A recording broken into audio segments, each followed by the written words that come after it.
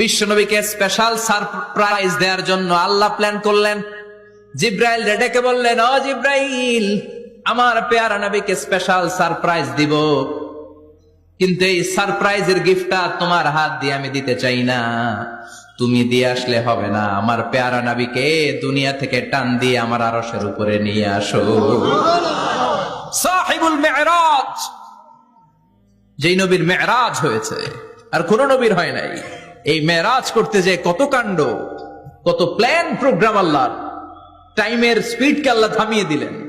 মক্কা থেকে উঠিয়ে বিশ্বনবীকে এক মরুভূমিতে রাখা হলো রাতে। বললেন দোয়া করেন। দোয়া করে বিশ্বনবী বললেন, ভাই জিব্রাইল, এটা কোন জায়গা, কোথায় দোয়া করব? সাইয়েদনা জিব্রাইল বলেন, নবী, কিছুদিন পরে এই জায়গায় আপনি হিজরত করে আসবেন, এই জায়গার নাম ইয়াসরিব, মদিনা। দোয়া করলেন। আবার সেখান থেকে তুলে এক পাহাড়ে রাখা হলো, নবী দোয়া করেন।